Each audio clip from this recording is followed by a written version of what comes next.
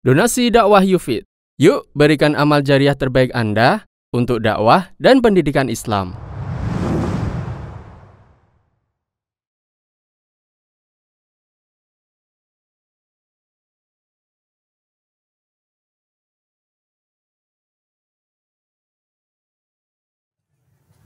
Bismillahirrahmanirrahim. Assalamualaikum warahmatullahi wabarakatuh.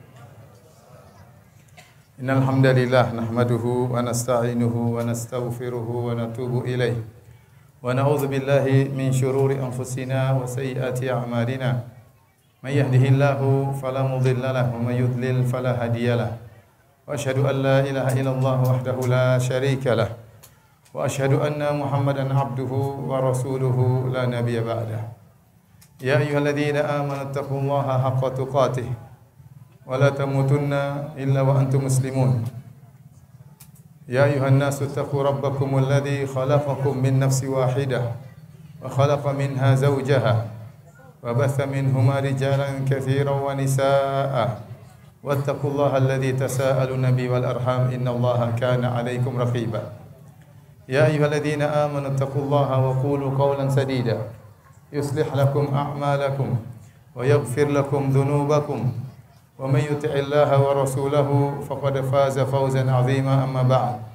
Fa inna asdaqal hadithi kitabullah wa khairal huda huda Muhammadin sallallahu alaihi wasallam wa syarrul umuri muhdatsatuha wa kullu muhdatsatin bid'ah wa kullu bid'atin dhalalah wa kullu dhalalatin finnar.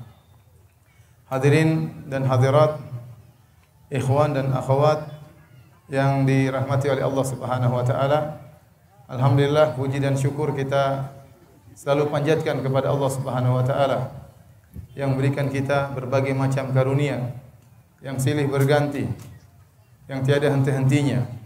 Semoga Allah Subhanahu wa taala menjadikan kita hamba-hamba yang pandai bersyukur kepada Allah Subhanahu wa taala. Semoga kita dijadikan hamba-hamba Allah yang meraih kebahagiaan, yang para ulama menyebutkan bahwasanya hamba yang berbahagia yaitu idza utiya syakar wa idza ibtuliya sabar wa idza adnaba istaghfar. Ciri kebahagiaan seorang hamba adalah jika diberi karunia maka dia bersyukur kepada Allah Subhanahu wa taala. Jika diuji oleh Allah Subhanahu wa taala maka dia bersabar, dan jika dia berdosa maka dia beristighfar. Barang siapa yang dalam dirinya terkumpul tiga perkara ini, jika dia diberi, dia bersyukur, jika dia diuji, dia bersabar, jika dia bersalah, dia beristighfar, maka dia telah meraih kebahagiaan.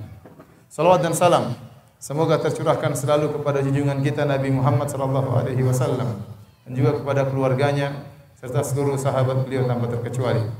Hadirin dan hadirat yang dirahmati oleh Allah Subhanahu wa taala, pada kesempatan kali ini kita akan membahas sedikit tentang keutamaan bertauhid kepada Allah Subhanahu wa taala.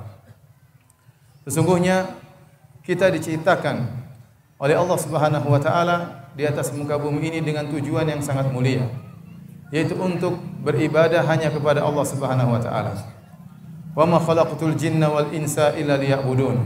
Kata Allah Subhanahu wa taala, tidaklah aku ciptakan jin dan manusia kecuali hanya untuk beribadah kepadaku. Oleh karenanya wajib bagi kita setiap muslim untuk dalam sehari semalam minimal 17 kali mengikrarkan tauhid.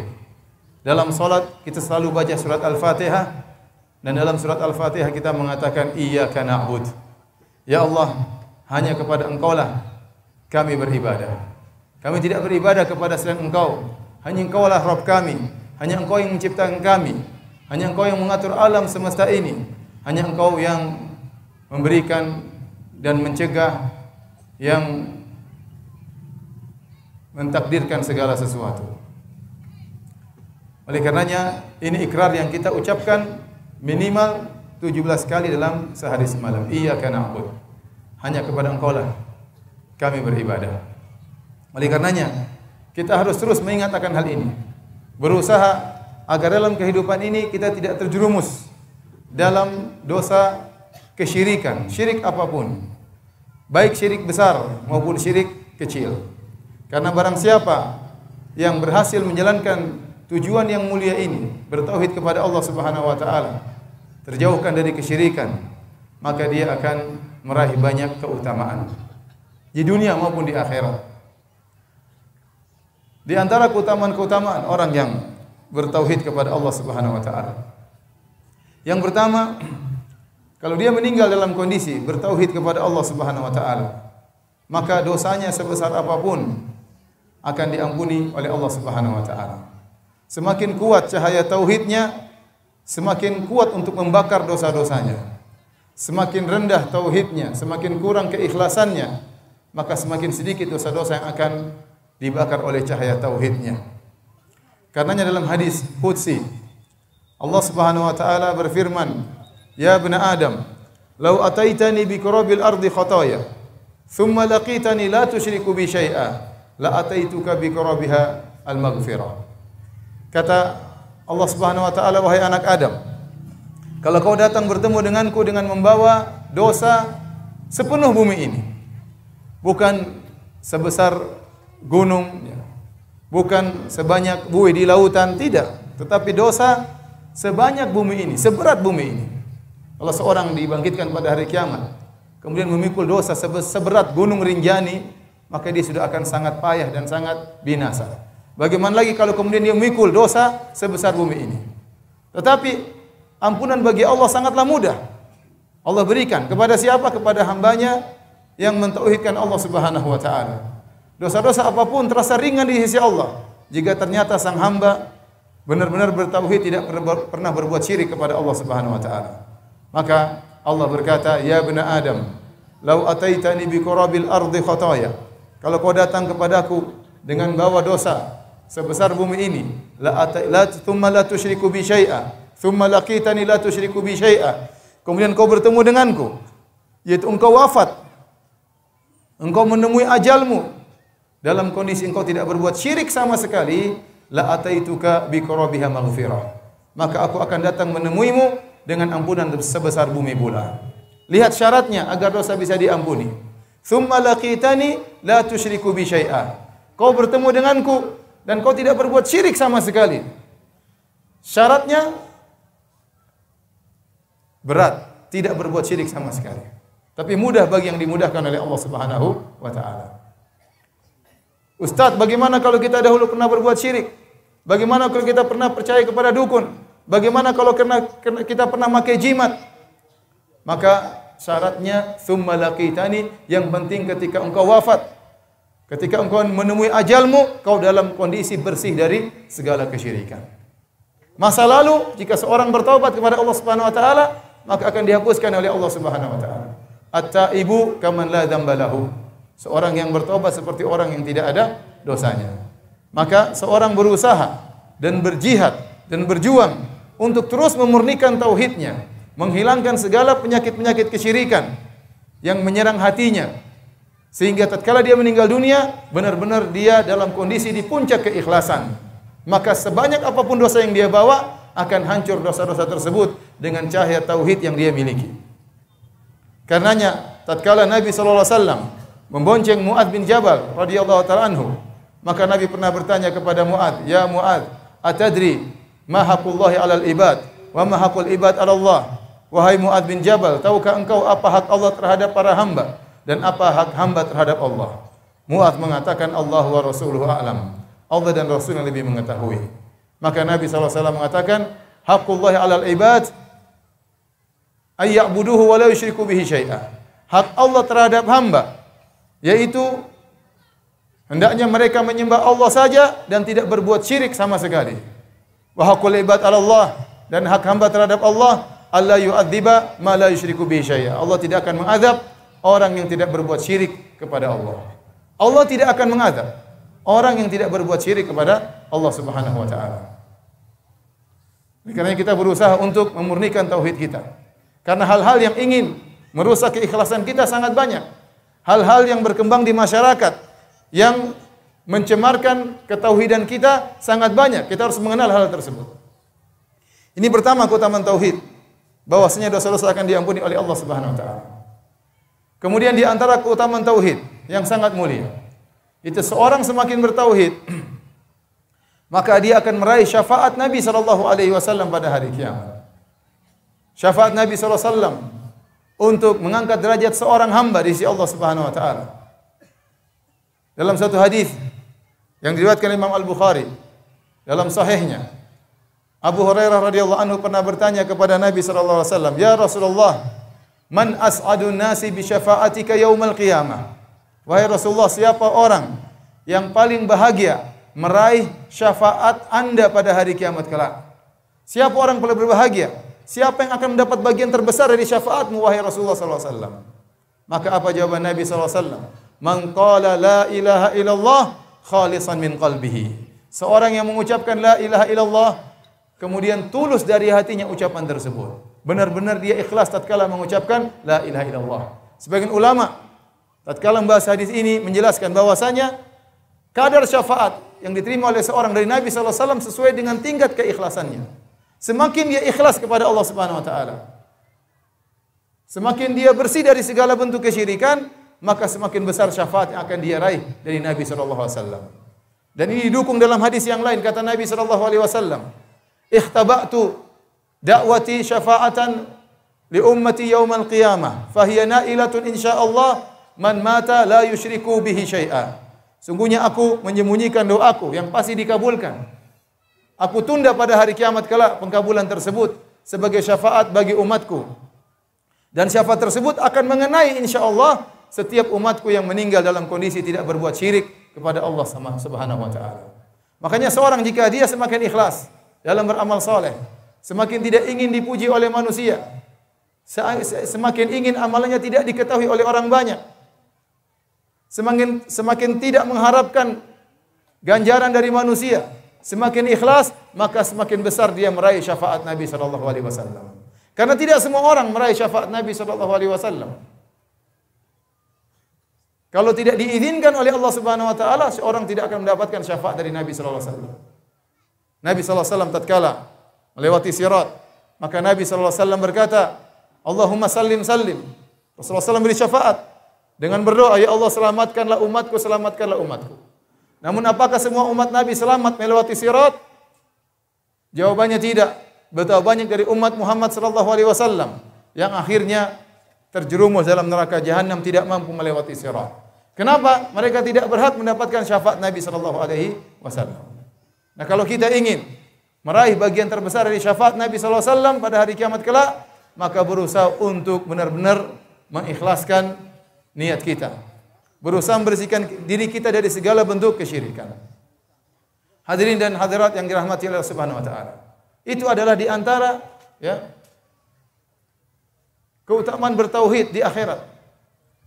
Di antaranya juga barang siapa yang memurnikan tauhidnya, dia akan masuk surga tanpa azab dan tanpa hisab.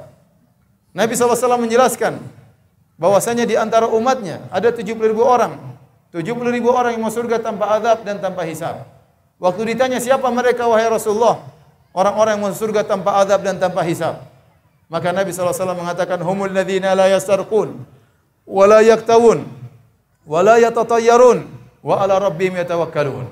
Mereka adalah orang yang tidak pernah minta diruqyah. Mereka adalah orang-orang yang tidak pernah berobat dengan besi yang dibakar atau dipanaskan. Mereka adalah orang-orang yang tidak pernah mengkait-kaitkan nasib sial dengan apa yang dilihat, dengan apa yang didengar, dengan angka tertentu, dengan hari tertentu, dengan tahun tertentu. Mereka tidak pernah mengkaitkan sial dengan hal-hal seperti ini. Kemudian wa ala rabbihim yatawakkalun, mereka sangat bertawakal kepada Allah Subhanahu wa taala. Dalam segala hal mereka selalu menggantungkan hati mereka kepada Allah. Mereka bertawakal. Tatkala mereka memurnikan tauhid mereka, membersihkan tauhid mereka dari segala bentuk kesyirikan, maka mereka bisa masuk surga tanpa adab dan tanpa hisab. Ini keutamaan di akhirat. Tentunya masih banyak keutamaan-keutamaan yang lain bagi orang yang bertauhid, yang ikhlas kepada Allah Subhanahu wa taala. Di dunia orang yang bertauhid akan diberikan keamanan oleh Allah Subhanahu wa taala.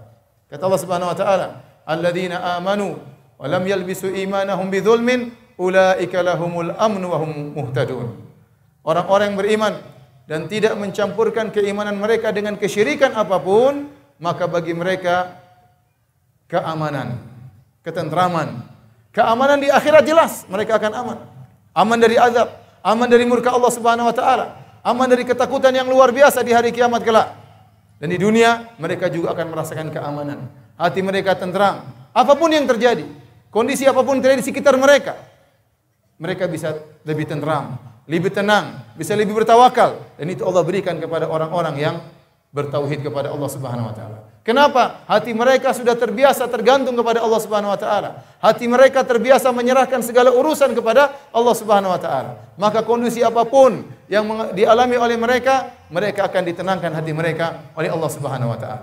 Adapun orang-orang yang tidak bertauhid, maka mereka gelisah, ketakutan yang menyelimuti selalu, kekhawatiran yang berlebihan dan yang lain-lain. Maka para hadirin dan hadirat, Bapak-bapak dan Ibu dirahmati Allah Subhanahu wa taala, ini adalah sebagian dari sekian banyak keutamaan-keutamaan tauhid yang ingin saya ingatkan kepada diri saya dan juga para hadirin hadirat pada kesempatan kali ini. Karenanya, untuk bisa meraih keutamaan-keutamaan ini, mau tidak mau kita harus membersihkan diri kita dari kesyirikan. Kesyirikan, apapun, syirik besar maupun syirik kecil. Pada kesempatan kali ini saya akan menyebutkan beberapa contoh syirik-syirik besar dan beberapa contoh syirik-syirik kecil. Kita berusaha meninggal dunia di atas tauhid. Percuma kita hidup dalam kemewahan, dalam kekayaan, dalam kesehatan yang luar biasa, tapi kemudian kita meninggal di atas kesyirikan. Lebih baik kita hidup dalam kesusahan. Yang penting kita meninggal dalam tauhid kepada Allah Subhanahu wa taala. Hidup ini cuma sebentar. Setelah kita meninggal, ada kehidupan yang abadi, yang selama-lamanya, yang tiada penghujungnya. Kita tidak berbicara tentang 1000 tahun. Kita tidak berbicara tentang 1 miliar tahun. Kita tidak berbicara tentang 1 triliun tahun. Tetapi hari-hari yang tiada ujungnya, yang disebut dengan yaumul akhir, hari terakhir, tidak ada hari lagi setelahnya, tidak ada malam. Kalau hari ini akan selesai, sebentar lagi matahari tenggelam, maka hari ini telah selesai, muncul hari yang berikutnya. Tetapi hari di akhirat tiada penghujungnya. Tiada penghujungnya. Oleh karenanya, kita berusaha untuk mengisi hari-hari kita dengan tauhid dan menjauhkan diri kita dari segala bentuk kesyirikan. Bapak dan Ibu dirahmati Allah Subhanahu wa taala. Di antara syirik-syirik besar yang harus kita jauhi, jangan sampai kita terjerumus dalam kesyirikan tersebut. Yang pertama adalah berdoa kepada selain Allah Subhanahu wa taala. Jangan sampai kita datang ke kuburan, kemudian kita minta kepada penghuni kubur. Itu namanya kita berdoa kepada selain Allah Subhanahu wa taala. Tidak boleh. Ini sangat berbahaya. Ini akan merusak tauhid kita dari akarnya, hancur lebur tauhid kita. Tatkala seorang kemudian minta-minta kepada mayat. Ini terjadi kepada sebagian kaum muslimin. Kita hanya minta kepada Allah Subhanahu wa taala. Para sahabat tidak ada yang datang ke kuburan Nabi sallallahu alaihi wasallam kemudian minta-minta kepada Nabi sallallahu alaihi wasallam, padahal Nabi sallallahu alaihi wasallam adalah makhluk yang paling mulia. Jangan kita seperti orang-orang Nasara yang mereka kemudian minta-minta kepada Nabi. Nabi adalah makhluk yang sangat mulia, tetapi dia bukan Tuhan, tidak berhak untuk diibadahi, dan doa adalah ibadah. Kata Nabi SAW, ad-du'a'u huwal ibadah. Doa adalah ibadah. Doa adalah ibadah yang paling dicintai oleh Allah Subhanahu wa taala. Kenapa? Tatkala seorang berdoa, benar-benar dia menghinakan dirinya kepada Allah Subhanahu wa taala. Dia merendahkan dirinya, dia menangis, dia mengungkapkan kehinaannya di hadapan Allah Subhanahu wa taala. Maka doa adalah ibadah yang sangat dicintai oleh Allah Subhanahu wa taala. Makanya datang dalam sebagian hadis, kata Nabi sallallahu alaihi wasallam, ad-du'a'u mukhul ibadah. Doa adalah intisari daripada ibadah. Makanya tatkala orang sujud, Nabi suruh berdoa. Kata Nabi sallallahu alaihi wasallam, aqrabu ma yakunul 'abdu min rabbih wa huwa sajid. Fa aktsiru fihi du'a. Kondisi seorang paling dekat dengan Allah adalah tatkala sedang sujud. Maka perbanyaklah doa tatkala sedang sujud. Kenapa? Dia lagi hina-hinanya, lagi rendah-rendahnya, lagi meletakkan kepalanya di tanah, lagi mengatakan subhana rabbiyal a'la. Maha suci Allah yang maha tinggi. Kemudian dia minta kepada Allah dalam posisi sangat merendahkan dirinya. Ini kondisi yang sangat dicintai oleh Allah Subhanahu wa taala. Kemudian ada seorang datang ke kuburan, kemudian minta kepada wali, minta kepada sunan, minta kepada nabi, sambil menangis, minta-minta kepada nabi, minta-minta kepada mayat. Seandainya dia lakukan ini kepada Allah Subhanahu wa taala, maka itu puncak daripada tauhid. Namun tatkala dia menyerahkan kerendahan dan kehinaannya kepada makhluk, dia minta-minta kepada mayat, maka itu puncak dari kesyirikan. Oleh karenanya Allah Subhanahu wa taala berfirman, "Wa man adhallu mimman yad'u min dunillah." Dan siapakah yang lebih sesat dari orang yang berdoa kepada selain Allah Subhanahu wa taala? Tidak ada yang lebih sesat daripada orang ini. Tidak ada yang lebih syirik daripada orang yang meminta kepada selain Allah Subhanahu wa taala. Kalau minta kepada nabi, berdoa kepada nabi yang sudah meninggal dunia, itu syirik yang berbahaya. Apalagi minta kepada yang jauh lebih rendah di bawah Nabi sallallahu alaihi wasallam. Minta kepada wali, minta kepada sunan, minta kepada tuan guru, minta kepada kiai, tidak boleh. Orang sudah meninggal tidak boleh dimintai. Kita datang mendoakan mereka, bukan justru berdoa kepada mereka. Hati-hati. Jangan sampai Anda meninggal di atas kesyirikan seperti ini. Neraka mengancam Anda. Neraka yang membuat Anda kekal selama-lamanya. Hidup cuma sebentar. Jangan sampai orang meninggal dalam kondisi syirik kepada Allah Subhanahu wa taala. Di antara syirik besar yang sangat berbahaya adalah menyembelih kepada selain Allah Subhanahu wa taala. Allah Subhanahu wa taala berfirman, "Qul inna salati wa nusuki wa mahyaya wa mamati lillahi rabbil alamin. La syarikalah." Katakanlah, salatku dan nusuki dan sembelihanku hanya untuk Allah semata, tidak ada sekutu baginya, tidak ada syirik baginya. Fasholli li rabbika wanhar. Salatlah hanya kepada Rabbmu, sebagaimana kau salat hanya kepada Rabbmu, wanhar, sembelilah juga hanya untuk Rabbmu. Menyembelih adalah ibadah yang sangat dicintai oleh Allah Subhanahu wa taala. Dan banyak ibadah-ibadah menyembelih. Kita menyembelih tatkala korban, kita menyembelih tatkala haji, kita menyembelih tatkala akikah, ya. Kita mungkin bernazar kemudian kita menyembelih karena Allah Subhanahu wa taala. Allah mencintai ibadah penyembelihan. Nah, kalau ada orang kemudian menyembelih untuk selain Allah Subhanahu wa taala, maka dia terjerumus dalam syirik akbar. Kata Nabi sallallahu alaihi wasallam, "La'anallah man dzabaha li ghairillah." Allah melaknat seorang yang menyembelih kepada selain Allah Subhanahu wa taala.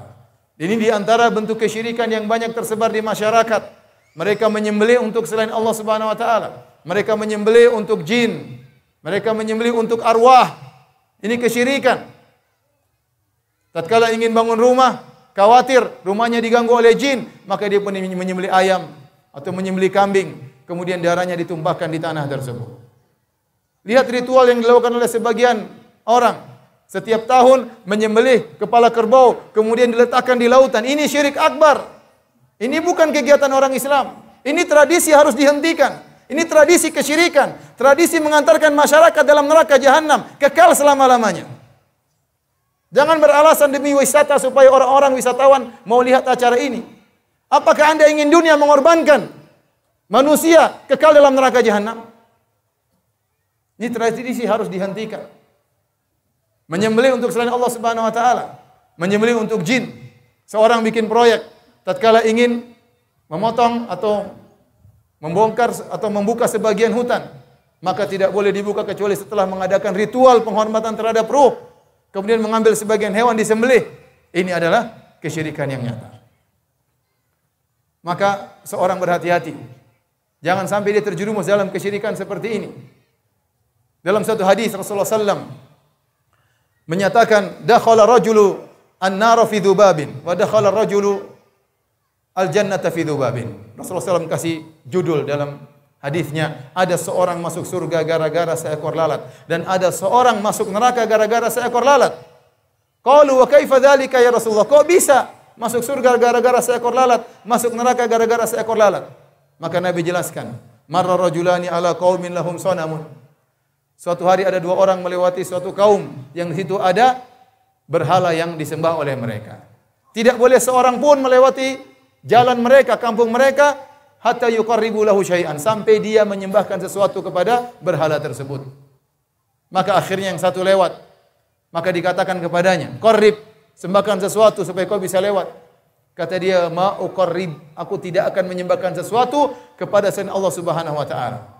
Fadarabu unuqahu, akhirnya orang ini dibunuh oleh mereka. Kata Nabi, fadakhalal jannah, maka dia pun masuk surga. Gara-gara dia tidak mau mengorbankan seekor lalat untuk berhala. Wa qalu lil akhar, kemudian mereka bertanya kepada orang yang kedua, qarrib, sembahkan sesuatu. Maka dia berkata, "Ma indi syai'," saya tidak punya sesuatu li uqarrib untuk aku korbankan. Mereka berkata, "Qarrib walau dzubaban." Sembahkanlah sesuatu meskipun hanya seekor lalat. Berikan sesajen meskipun seekor lalat.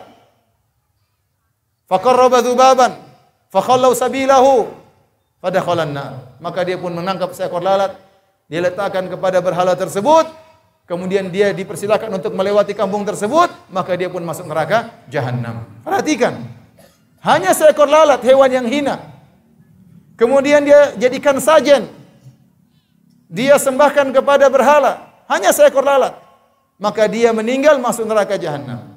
Bagaimana lagi dengan seekor ayam? Bagaimana lagi dengan seekor kambing? Bagaimana lagi dengan seekor sapi? Bagaimana lagi dengan seekor kerbau? Kemudian diserahkan kepada dewa laut lah, dipotong diserahkan kepada dewa padi lah, diserahkan kepada ruh inilah, ruh anulah. Ini kesyirikan. Syirikan yang sangat berbahaya. Maka seorang jangan pernah mengikuti acara-acara seperti ini. Jangan dekat-dekat dengan acara seperti ini. Ini mendatangkan murka Allah Subhanahu wa taala. Jika seorang meninggal dunia dalam kondisi melakukan demikian, maka dia akan masuk neraka dan kekal selama-lamanya dalam neraka jahanam. Ibadah yang dia lakukan selama ini akan hancur. Salatnya hancur, umrohnya hancur, bacaan Qur'annya hilang. Puasanya hilang, tidak ada manfaatnya. Tidak bermanfaat. Kata Allah Subhanahu wa taala, "La in asyrakta la yahbatanna 'amaluk wa la takunanna minal khasirin." Kalau kau berbuat kesyirikan, maka akan gugur seluruh amalan yang kau lakukan. Salatmu, puasamu, sedekahmu, bacaan Qur'anmu, semuanya gugur. Kalau kita meninggal dalam kondisi melakukan syirik akbar, waliyadzubillah, maka berhati-hati. Ini di antara syirik yang banyak tersebar di masyarakat. Di antara syirik akbar yang tersebar di masyarakat adalah percaya kepada dukun. Nabi SAW sudah ingatkan dan mewanti-wanti sejak dulu tentang bahayanya dukun.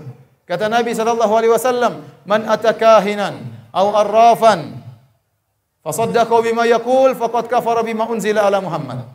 Barang siapa yang datang kepada dukun atau paranormal, dalam kurung para tidak normal, kemudian membenarkan perkataannya, maka dia telah kafir kepada Al-Quran. Dia telah kafir kepada Al-Quran. Dan kita tahu bahwasanya dukun di tanah air kita banyak.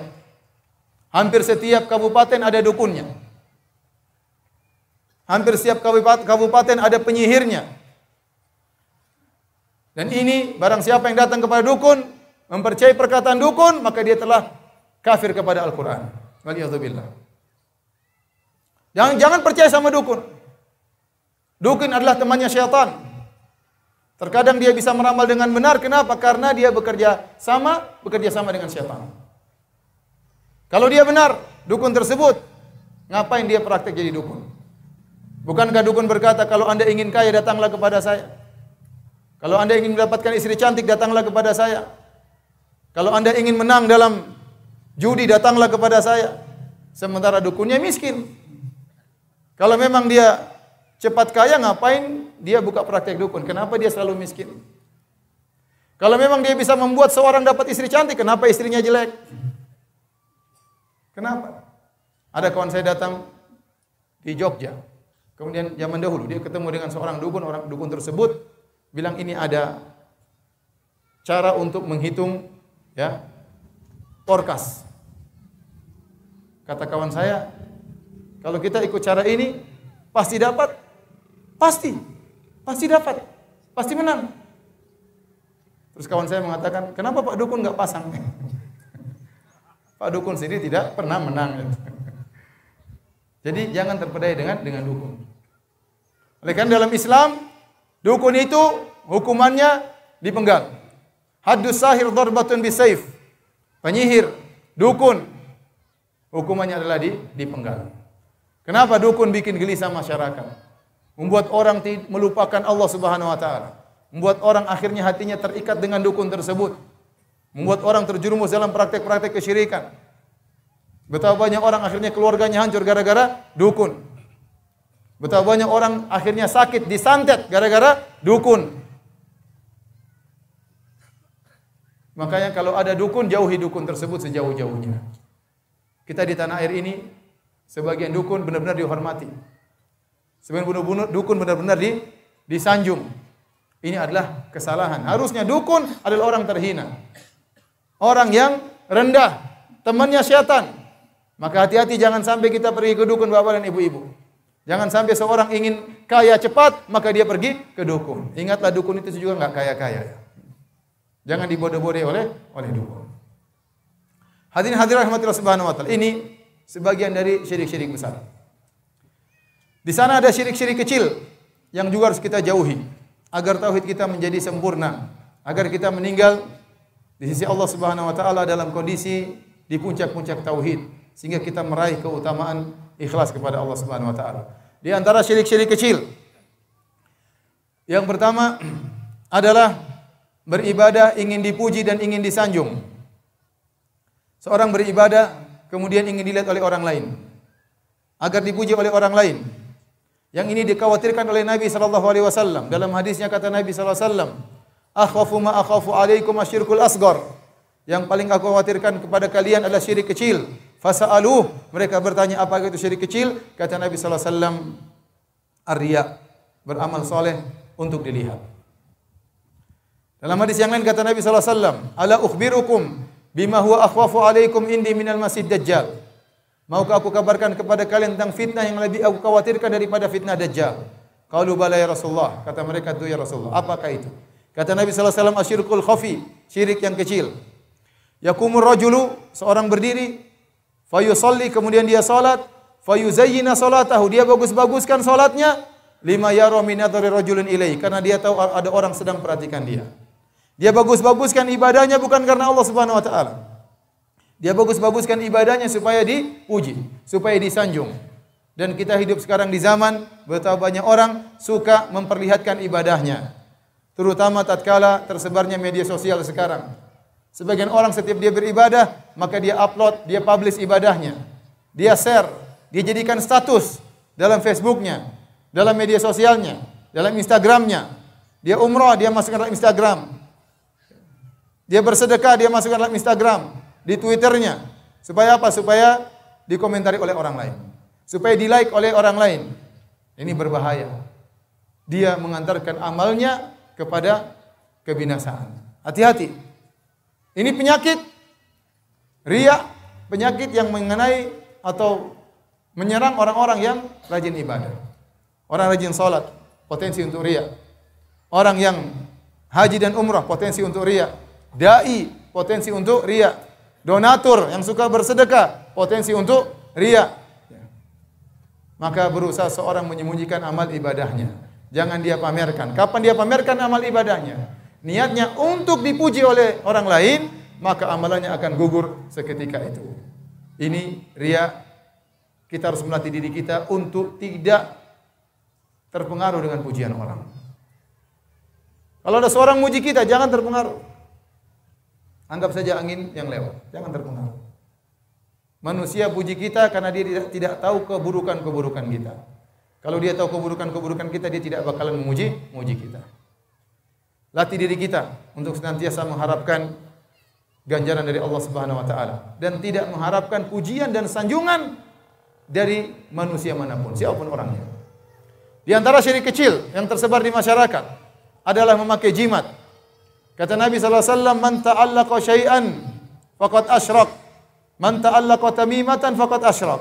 Barang siapa yang memakai jimat, maka dia telah berbuat kesyirikan. Kata Nabi sallallahu alaihi wasallam, "Innar ruqa wat tamaim wa tiwala syirkun." Sungguhnya jampi-jampi, sungguhnya jimat-jimat, sesungguhnya pelet adalah kesyirikan. Ini di antara kesyirikan yang tersebar di masyarakat. Apa itu jimat? Jimat adalah sesuatu yang dipakai atau digantung, atau ditempelkan, apapun bentuknya, dengan tujuan untuk menolak bala, atau untuk menghilangkan bala yang sudah datang. Dan ini banyak bentuknya, seperti tali, seperti kayu yang dipakai sebagai gelang. Dalam rangka apa? Menolak jin, menolak bala. Seperti gantungan yang diletakkan pada hewan, seperti jimat yang ditempelkan pada mobil. Atau bisa jadi foto dari seorang kiai ditempelkan di rumah. Oh, kalau ada foto kiai ini maka datang keberkahan. Oh, kalau ada foto kiai ini maka tidak akan datang bala. Atau foto tuan guru yang dipasang di warung-warung misalnya. Kalau ada foto tuan guru maka warung akan laris. Kalau ada foto tuan guru maka tidak akan ada bala yang datang. Ini syirik.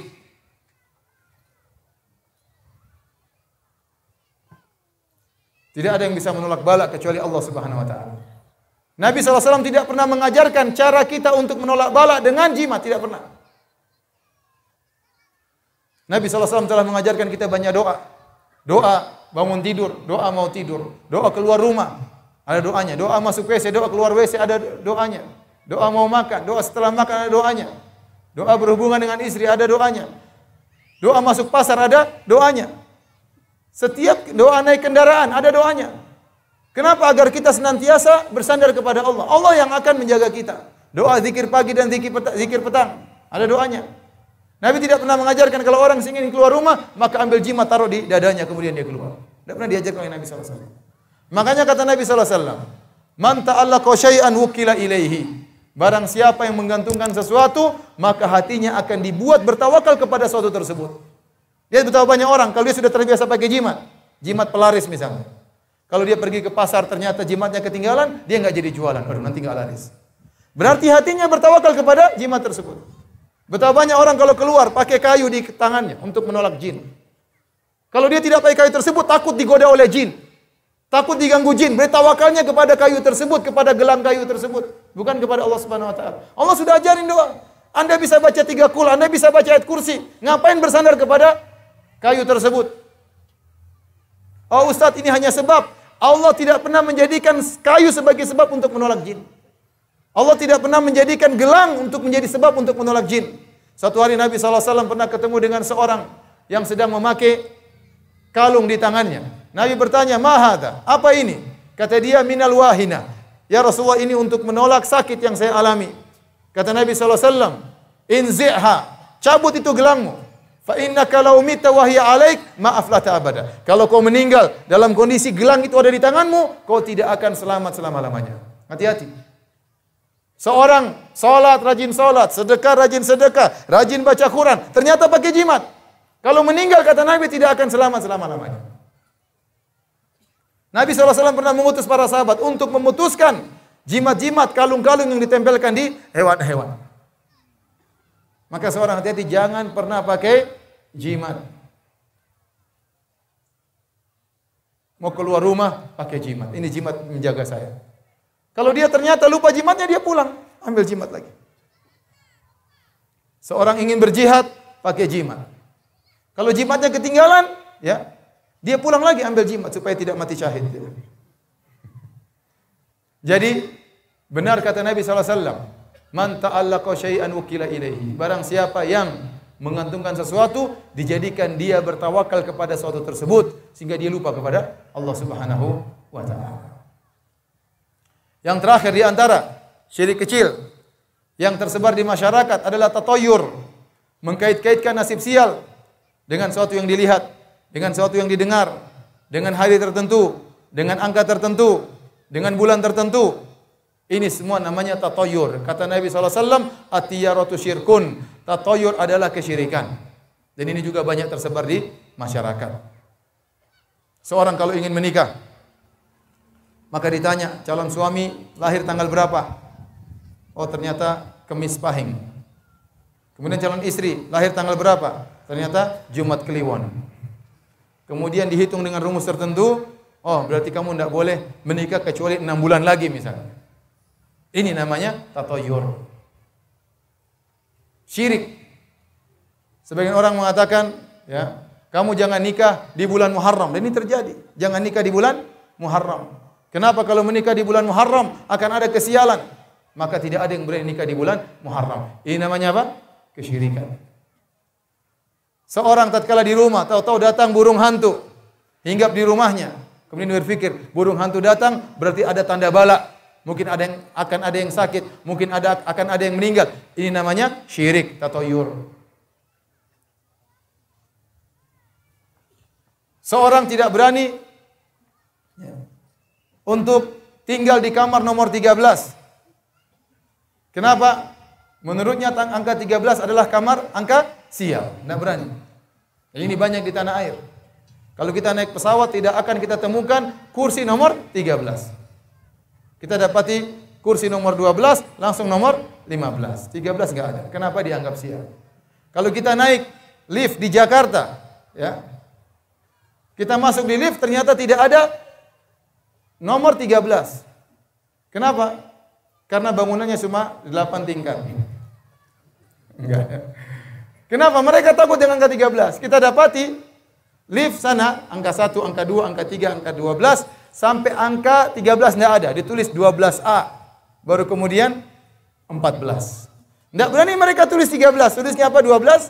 12A. Menurut mereka angka 13 angka sial. Ya akhi, dari mana? Secara logika enggak masuk akal. Bagaimana angka 13 menjadi bisa angka sial? Dari mana? Pakai teori apa angka 13 menjadi angka sial? Apa bedanya 13 sama 14? Bedanya 11, 12, enggak ada bedanya. Enggak ada bedanya. Apa kalau seorang ya punya rumah nomor 13 berarti dia sial? Enggak masuk akal. Tapi banyak orang yang percaya. Saya tanya sama antum. Boleh enggak seorang punya anak 13 orang? Oh, enggak boleh Ustaz. Anak 13 anak sial. Terus bagaimana? Langsung anak 12, langsung anak 14 loncat. Enggak masuk akal, tapi banyak orang percaya. Banyak orang percaya. Ini adalah akidahnya orang kafir yang diadopsi oleh orang Islam, kemudian diyakini dengan seyakin-yakinnya. Angka 13 adalah angka sial. Barang siapa yang meyakini ini, maka dia telah melakukan kesyirikan. Kita khawatir dia tidak dapat syafaat dari Nabi sallallahu alaihi wasallam. Baik, hadirin dan hadirat Allah Subhanahu wa taala, ini saja karena waktunya sangat terbatas yang bisa saya sampaikan. Semoga Allah Subhanahu wa taala menjauhkan kita dari segala bentuk kesyirikan, dan semoga Allah Subhanahu wa taala mewafatkan kita di atas tauhid dan di atas sunnah Nabi sallallahu alaihi wasallam. Demikian, kalau ada yang bertanya saya persilahkan. Wallahu taala alam bisawab. Bagaimana hukumnya raja-raja yang ditulis dengan Al-Qur'an? Betapa banyak orang sekarang menulis jimat dengan tulisan Arab. Bahkan sebagian jimat ditulis dengan ayat-ayat Al-Qur'an. Tapi kalau kita perhatikan, sebenarnya Nabi SAW tidak pernah mengajarkan demikian. Nabi SAW tidak pernah menulis ayat Al-Quran kemudian ditempelkan di rumah. Yang Nabi ajarkan adalah dibaca. Kalau seorang ingin tidur, maka dianjurkan untuk baca ayat kursi agar setan kabur. Kalau seorang ingin tidur supaya tidak diganggu setan tatkala tidur, dia baca 3 qul. Qul huwallahu ahad, qul a'udzu birabbil falaq, qul a'udzu birabbin nas. Nabi tidak pernah mengajarkan tuliskan ayat kursi tempel di jidatmu, tidak pernah. Tidak pernah. Nabi tidak pernah mengajarkan kalau Anda ingin keluar rumah, tinggal tulis bismillahi tawakkaltu 'ala Allahi la haula wala quwata illa billah. Allahumma inni a'udzubika an adil au udhal au azil au uzal au azlim au uzlam au ajhal au jala alayya. Nabi tidak pernah suruh demikian. Tulis baru tempel di dadamu, tidak pernah. Yang Nabi suruh adalah dibaca. Bukankah Nabi mengajarkan kita doa-doa? Doa-doa ditempel, kenapa dibaca? Dibaca. Oleh karena Nabi tidak pernah mengajarkan tulisan Al-Quran dijadikan jimat. Ini yang pertama. Yang kedua, banyak orang menulis jimat dengan Al-Quran, Al-Quran dipermainkan. Contoh, Al-Quran ditulis dari belakang ke depan, dari kiri ke kanan. Contoh, Al-Quran ditulis dipotong-potong. Contoh, Al-Quran ditulis di kulit bangkai. Ini penghinaan. Contoh, Al-Quran ditulis dengan darah kodok. Al-Quran ditulis dengan darah tikus. Tulisannya Al-Quran, tapi tulis pakai darah bangkai. Contoh, Al-Quran ditulis kemudian ditambah angka-angka, ditambah raja-raja, ditambah huruf-huruf. Ini nama jimat. Wala talbisul haqqa bil batil. Jangan kalian campur adukan kebenaran dengan kebatilan. Hampir-hampir orang yang menulis jimat dengan Al-Quran, rata-rata caranya demikian. Belum lagi jimat tersebut ditempelkan di anak kecil. Kemudian tulisan Al-Quran tersebut masuk di WC. Kemudian kena ilar anak kecil tersebut. Kena ingus anak kecil tersebut. Seorang bermaksiat kepada Allah Subhanahu wa taala, melihat hal yang haram sementara di dadanya ada jimat tulisan Al-Quran. Bukankah ini penghinaan terhadap Al-Quran? Oleh karena jimat apapun tinggalkan. Wa khairul huda huda Muhammadin sallallahu alaihi wasallam. Sebaik-baik petunjuk adalah petunjuk Nabi sallallahu alaihi wasallam dan para sahabat, dan mereka tidak menggunakan jimat-jimat meskipun dari Al-Qur'an. Bagaimana hukum orang membaca Al-Qur'an dipotong-potong untuk dijadikan jimat? Sama ini tadi. Al-Qur'an tidak digunakan untuk jadi jimat. Betapa banyak orang salah menggunakan Al-Quran dijadikan jimat. Saya kenal teman saya, sekarang jadi dai. Saya pernah meruqyah dia. Kenapa? Saya tanya, kenapa kamu memasukkan jin? Kata dia, dulu saya ini sering baca surat Yusuf dengan niat supaya cewek-cewek tertarik sama saya. Karena Yusuf itu orangnya ganteng, sehingga banyak cewek-cewek tergoda dengan dia. Maka saya baca surat Yusuf dengan niat agar cewek-cewek naksir sama saya. Akhirnya malah kemasukan jin. Padahal kalau kita baca surat Yusuf, intinya Allah memperingatkan kita tentang bahaya fitnah wanita. Agar kita menjauhi fitnah wanita. Bukan dengan tujuannya untuk apa? Menarik wanita. Sama, seorang juga meyakini, dia baca surat Yusuf supaya anaknya ganteng. Kemudian dia baca surat Yusuf berulang-ulang dengan niat janin dalam perutnya nanti keluar akhirnya menjadi tampan dan ganteng. Ya kalau orang tuanya wajahnya pas-pasan, bapak dan ibunya pas-pasan, tetap saja anaknya gimana? Tidak pernah Nabi mengajarkan baca surat Yusuf supaya anak kita apa? Tampan. Kalau mau kita berdoa kepada Allah, ya Allah tampankanlah anak kita, enggak apa-apa. Tapi menjadikan surat Yusuf untuk menjadikan anak kita tampan enggak pernah diajarkan oleh Nabi SAW. Kita katakan kalau Anda ingin anak Anda lahir gemuk, sehat, maka bacalah surat Al-Fil, surat gajah, biar gemuk dan sehat. Atau surat Al-Baqarah, ya, sehat dan kuat. Apakah dosa besar bagi seorang anak ketika dia tidak menafkahi dan melantarkan ibunya? Semasa gempa ini banyak yang terjadi di masyarakat kita. Seorang bertakwa kepada Allah, berusaha untuk senantiasa membahagiakan ibunya.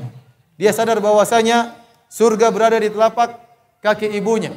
Kata Nabi SAW, tatkala ada seorang minta izin untuk berjihad, maka Nabi SAW bersabda, ilzam rijlaiha fasammal jannah. Hendaknya engkau melazimi kaki ibumu, disitulah surgamu. Disitulah surgamu. Waktu ada seorang juga minta izin untuk berjihad, kata Nabi SAW, ahayun walidak, apakah kedua orang tua masih hidup? Kata dia, iya ya Rasulullah. Kata Nabi SAW, fafihi mafajahid, maka berjihadlah untuk berbakti kepada kedua orang tuamu. Nabi menamakan berbakti kepada orang tua dengan jihad. Karena memang berbakti kepada kedua orang tua butuh pengorbanan. Pengorbanan waktu, pengorbanan harta, pengorbanan perasaan. Apalagi mendapati kedua orang tua sudah di masa jompo, suka ngomel-ngomel, suka marah-marah, tidak nerima, seperti anak kecil.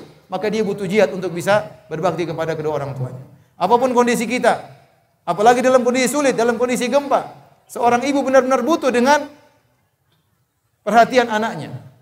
Maka seorang berusaha untuk berbakti kepada ibunya semaksimal mungkin. Kalau dia tidak mampu, dia juga tidak punya, apa boleh buat? Fattaqullaha mastata'tum. Bertakwalah kepada Allah semampumu. Saya ada menggunakan jimat. Di dalam jimat itu ada foto tuan guru. Katanya sebagai wasilah perantara untuk menjaga badan dan harta benda. Tuan guru tidak bisa menjaga dirinya sendiri. Kalau gempa dia tidak bisa apa-apa. Bagaimana menjaga antum? Yang menjaga antum adalah Allah Subhanahu wa ta'ala.